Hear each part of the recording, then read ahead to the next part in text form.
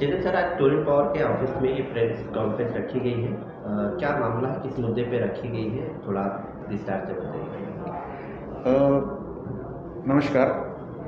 देखिए, Torrent power regulations follow नहीं करता या अपने तरीके से काम करता है, ये लोग जो बेबुनियाद बात कर रहे हैं ये बिल्कुल बेसलेस बात है। कैसा है कि ये बहुत जनरल स्टेटमेंट ग्रुप्स या लोग अपने तरीके से कर देते हैं, लेकिन कोई ऐसा स्पेसिफिक केस या कोई स्पेसिफिक दावे के साथ कुछ लेके नहीं आते। तो आपके ज़रिए मैं गुजारिश करूंगा कि ऐसा कोई केस है जिसमें आपको ऐसा लगता है कि जिसको रिव्यू करने की ज़रूरत है, या कोई ऐसा कस्टमर है कि जिसको हमें देखने की ज़रूरत है, आप प्लीज़ उसे टोरेंट पावर के पास लेके आइए, हमारे कस्टमर केयर में आइए, हमारे ऑफिसर से मिलिए, और हम बिल्कुल उसमें देखेंगे कि अगर कहीं पे कुछ रिविजन की या रिव्यू की ज़रूरत है, उसको हम हमारे तरीके से रिव्यू करके पूरा सपोर्ट करेंगे।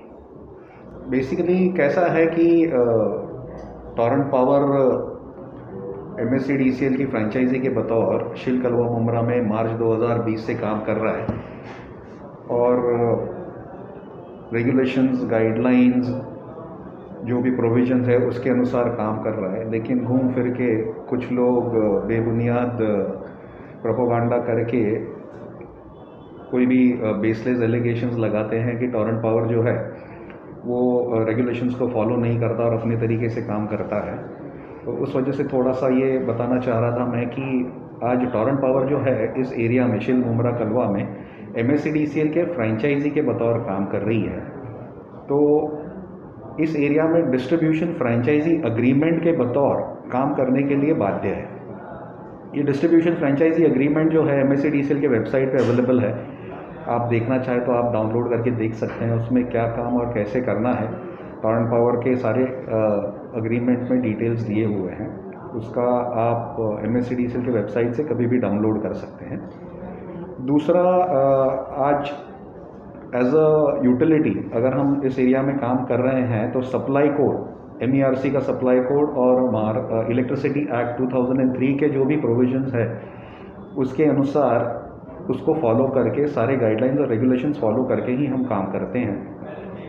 चाहे कोई भी काम हो, वो बिल बनाना हो, बिल रिलेटेड हो, या फिर आपका और कोई काम हो जैसे कि कंप्लेंट अटेंडेंस हो या नेटवर्क लेइंग हो, ये सारी चीज़ें जैसे रेगुलेशंस में डिफाइंड है उस तरीके से टोरेंट पावर काम करती है। सर, आप कह रहे हैं कि टोरेंट पावर जो है अपने रूल रेगुलेशन के हिसाब से काम करती है, लेकिन आरोप ये बार बार लग रहा है कि टोरेंट पावर जो है वो राजनीतिक पार्टियों के कहने पर काम करती है। क्या ये सच है? नहीं, देखिए, किसी राजनीतिक पार्टी से इसको जोड़ना गलत हो जाएगा। टोरेंट पावर यहाँ पे इस एरिया में एज अ फ्रेंचाइजी अपॉइंट की गई थी MSCDCL द्वारा। MSCDCL का टेंडरिंग प्रोसेस था जो इस एरिया के लिए टेंडर MSCDCL का टोरेंट पावर ने जीता था, और यहाँ पे उनको अपॉइंट किया, टोरेंट पावर को अपॉइंट किया गया as a franchisee of MSCDCL। तो हम सारे कस्टमर्स के लिए काम कर रहे हैं, जो काम है वो सारों के लिए हो रहा है। किसी एक के कहने पे या किसी दूसरे के कहने पे काम हो रहा है, ये गलत हो जाएगा। दूसरा कैसा है कि टेंडरिंग प्रोसेस जो हुआ उसके सारे डिटेल्स वेबसाइट पे अवेलेबल थे, तो आप वेबसाइट पे भी देख सकते हैं कि टेंडरिंग क्या हुआ था, कैसे हुआ था, और टोरेंट पावर किस तरीके से और क्या डिस्ट्रीब्यूशन फ्रेंचाइजी एग्रीमेंट के डिटेल्स के हिसाब से काम कर रही है। वेबसाइट के ऊपर सारी चीज़ें अवेलेबल है सारी। सर, हाल फिलहाल में ही एक मोर्चा हुआ था अभी, और मोर्चे में टोरेंट के ऊपर आरोप लगा है कि टोरेंट जो है कोई भी रूल्स एंड रेगुलेशंस फॉलो नहीं करती। नहीं, रूल्स एंड रेगुलेशंस फॉलो नहीं करती ये कहना गलत हो जाएगा, बिकॉज जैसे मैंने आपको बताया, हम डिस्ट्रीब्यूशन फ्रेंचाइजी एग्रीमेंट से बंधे हुए हैं। MSCDCL के साथ जो हमारा करार हुआ है उसको डिस्ट्रीब्यूशन फ्रेंचाइजी एग्रीमेंट बोलते हैं। उसमें सारे डिटेल्स, टोरेंट क्या काम करती है, क्यों करती है, कैसे करती है, ये सारी चीज़ों के लिए टोरेंट को ऑथराइज़ किया गया है सारे कामों के लिए। दूसरा, एज अ इलेक्ट्रिसिटी यूटिलिटी हम जो काम करते हैं उसके लिए सप्लाई कोड से बंधे हुए हैं। MERC का जो सप्लाई कोड है, इलेक्ट्रिसिटी एक्ट 2003 से बंधे हुए हैं। ये सारे प्रोविजंस फॉलो करके, ये सारे रेगुलेशंस फॉलो करके, इसमें जिस तरीके से डिफाइन किया गया है, टोरेंट पावर सारे काम करती है। सर, जैसा कि देखा जा रहा है कि आपके मीटर काफ़ी फास्ट है, उसकी वजह से बिल भी ज़्यादा है, ऐसा कई आरोप है, क्या कहिए इसको? मीटर फास्ट है, हमारे मीटर फास्ट है, ये स्टेटमेंट थोड़ा बोलूँगा, क्योंकि टोरेंट पावर मीटर मैन्युफैक्चर नहीं करती। देखिए, आपको समझना है कि बिल आपके जो बनते हैं ये आपके मीटर में जो रीडिंग आता है उसके हिसाब से बनते हैं। मीटर जो आज लगाए जा रहे हैं टोरेंट पावर के द्वारा, ये मीटर MSEDCL के स्पेसिफिकेशंस के अनुसार से MSEDCL approved list of vendors से लिए गए मीटर है। ये किसी भी कस्टमर के यहाँ लगाने के पहले इनका टेस्टिंग होता है हमारे लैब में। हमारी NABL एक्रेडिटेड लैब है, NABL सर्टिफाइड लैब है। हर मीटर जो कस्टमर के यहाँ पे लगाया जाता है उसका टेस्टिंग होता है, बाकायदा उसकी रिपोर्ट भी अवेलेबल होती है। कोई अगर मानता है कस्टमर तो हम उसको दे सकते हैं। ये हमारे NABL लैब का सर्टिफिकेशन है जो आपके थ्रू मैं दिखाना चाहूँगा। हमारी टेस्ट लैब जो है वो NABL सर्टिफाइड लैब है। तो जो भी मीटर लगाए जाते हैं टेस्टिंग के बाद लगाए जाते हैं। ये मीटर जो है ये रिनाउंड वेंडर्स से लिए गए मीटर है। ये वो वेंडर्स है जो पूरे इंडिया में अलग अलग कंपनीज के लिए मीटर बनाते हैं। ऐसा नहीं है कि सिर्फ टोरेंट के लिए ये मीटर बनाते हैं, ठीक है। सर मुंद्रा शहर में कुछ वीडियो वायरल हो रही है मीटर को लेकर। उसमें बताया जा रहा है, एक शख्स बोल भी रहा है कि हमारे घर की लाइट बंद है, उसके बावजूद 10 रीडिंग आई थी, अचानक रीडिंग इतनी बढ़ गई है। तो आखिर ये कैसे संभव होता है कि किसी का बिल एक महीने का 400-500 आता है, लेकिन उसी बाजू में ही कोई बिजली इस्तेमाल कर रहा है, उतनी इस्तेमाल उसका होता है, लेकिन उसका बिल 6,000-7,000 आता है। तो ये आखिर क्यों होता है? नहीं, देखिए इसमें दो चीज़ें हैं। एक तो आपका बिल जो बनता है ये आपके मीटर के रीडिंग के हिसाब से बनता है। जब टोरेंट पावर ने टेक ओवर किया तभी काफ़ी सारी जगहों पे मीटर जो थे फॉल्टी थे। कुछ मीटर ऐसे थे जो टैम्पर्ड थे, जिसके साथ छेड़खानी हो रखी थी। कुछ मीटर बंद थे और वहाँ पे एवरेज रीडिंग या एवरेज के बिल बन रहे थे। तो ये उस मीटर को स्टडी करने के बाद ही बता सकते हैं कि उसका रीडिंग क्या और कितना आता है। आज दो चीज़ें हैं, एक है आपका रीडिंग जो गिरता है मीटर पे, उससे आपका बिल बनता है। दूसरा है टैरिफ। टैरिफ मतलब जो दर लागू है लोगों को। आज जो दर शिल मुमरा कलवा में कस्टमर्स को लागू है, ये वही दर है जो MSEDCL के कस्टमर्स को पूरे महाराष्ट्र में लागू है। ऐसा नहीं है कि टोरेंट पावर कुछ अलग लगाएगी या टोरेंट पावर को एक पैसा इधर से उधर करने की अथॉरिटी है। ये वही रेट्स है जो MERC ने MSEDCL के लिए पूरे महाराष्ट्र के लिए अप्रूव किए हैं और वही शिल मुमरा कलवा के लोगों को भी लागू है। तो जब मीटर आपका जो है वो स्टैंडर्ड मीटर लगाया जा रहा है, जिसका रीडिंग आप वापरते उसके अनुसार है, दर वही है जो महाराष्ट्र में बाकी के लोगों को लागू है, तो उसमें आपका जो वापर है उसी के हिसाब से आपका बिल बनता है। तो कोई अगर केस है ऐसा है जहाँ पे फ़र्क है तो वो स्टडी करने के बाद बता सकते हैं, बाकी उसमें अलग कुछ भी नहीं है। दूसरा एक आपके ज़रिए मैं ये भी बताना चाहूँगा कि अगर कोई चाहे तो अपना खुद का मीटर भी लगा सकता है। ऐसा नहीं है कि आप टोरेंट का ही मीटर लगाए या टोरेंट द्वारा जो दिया जा रहा है वही मीटर लगाए। कस्टमर्स खुद का भी मीटर लाके लगा सकते हैं। उसको कैसे लगाना है आप हमारे कस्टमर केयर में एप्लीकेशन करिए, आपको वहाँ से समझाया जाएगा। सर कुछ बिल्डिंगें जो डेमोलिश हो गई है, अब धोखा जाए कि लोग वहाँ पे नहीं रहते, लेकिन उसके बावजूद भी उनको बिल आ रहा है, नोटिस आ रहा है और उनके ऊपर मामला दर्ज किया जा रहा है। इसको लेकर क्या है? देखिए कैसा है कि अगर कहीं पे मीटर था या मीटर है, डिमोलिश हुआ है, वहाँ पे मीटर था तो उसका जो रीडिंग हुआ है या उसका बिल है, वो बिल का मीटर का बिल तो बनता ही है। अगर वहाँ पे बिल बकाया है तो उसका रिमाइंडर आपको भेजा जाता है कि भाई ये बकाया है।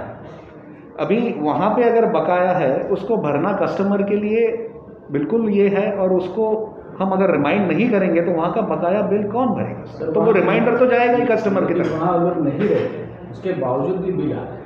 वहाँ नहीं रहते हैं तो ऐसा कोई केस हो तो आप मेरे को दीजिए, क्योंकि कैसा है देखिए दो चीज़ें हैं। एक, अगर वहाँ पे नहीं रहते तो उनका मीटर अगर था तो वो बंद था, तो वहाँ पे अगर पहले एवरेज रीडिंग होती थी तो एवरेज रीडिंग का अगर पहले का बिल बाकी है तो वो गया है। लेकिन कुछ इमारतें ऐसी थी जो धोखादायक में आई, तोड़ दी गई, तो लोग वहाँ से चले गए, दूसरी जगह चले गए, लेकिन उनका बिल अभी भी आ रहा है। टोरेंट पावर की तरफ से उनको नोटिस भेजा जा रहा है। आपका अगर वहाँ पे बकाया राशि है, देखिए मीटर जो है किसी व्यक्ति के नाम से नहीं दिया जाता है, मीटर जो है जगह के लिए दिया जाता है।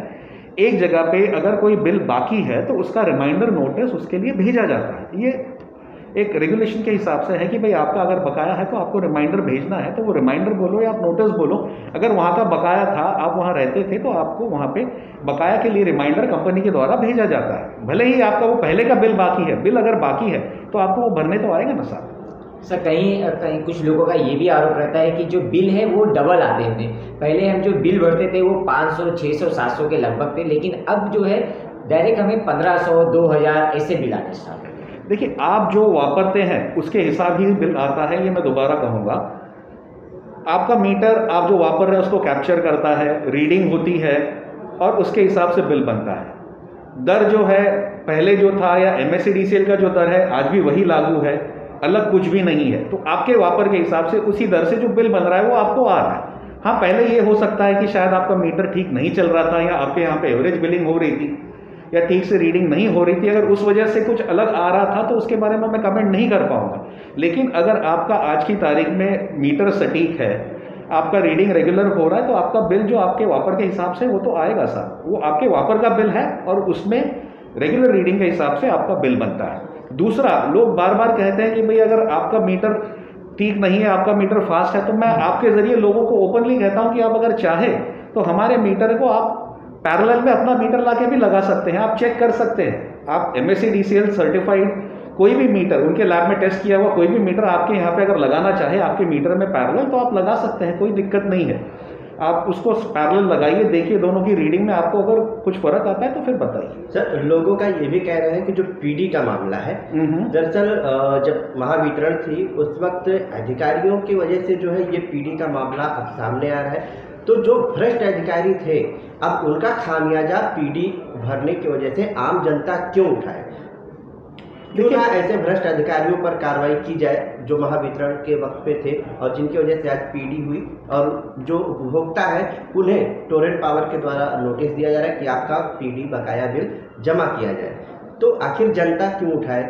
तो जो अधिकारी थे उनकी भी इसमें मिली भगत थी, तो क्यों देखिए, किसी अधिकारी या किसी इसके बारे में कमेंट करना गलत हो जाएगा। इसमें एक चीज़ अपने को समझना ज़रूरी है कि आपके जगह पे पहले के बिल का बकाया है, वो मीटर बंद हो गया है लेकिन आपका वहाँ पे बकाया है परमानेंट डिस्कनेक्टेड मीटर का, तो उसको PD का बकाया बोलते हैं। ठीक है, आज रेगुलेशंस के हिसाब से एक जगह के ऊपर अगर PD मीटर का बकाया राशि है तो वहाँ कंपनी नया मीटर नहीं रिलीज कर सकती।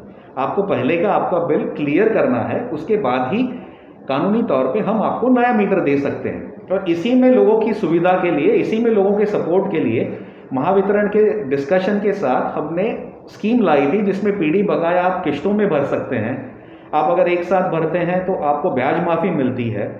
किश्त वाली स्कीम जो है 31 दिसंबर को ख़त्म हो रही है। ये मौका लेके मैं लोगों को गुजारिश करूंगा कि आपके यहाँ पे अगर PD बकाया है तो प्लीज़ किश्तों में अगर आप भरना चाहे 31 दिसंबर को ये स्कीम ख़त्म हो जाएगी, तो उसका आप फ़ायदा लें और जल्द से जल्द उसको भरें। दूसरा, अगर आप नहीं भरते हैं तो ये चीज़ बढ़ती जाएगी और वो आपके लिए ही बाद में प्रॉब्लम क्रिएट करेगी। आपसे गुजारिश है कि आपके यहाँ पे अगर बकाया है तो प्लीज़ उसको क्लियर करके आप नए मीटर के लिए अप्लाई करें और लीगल सप्लाई को ही यूज़ करें।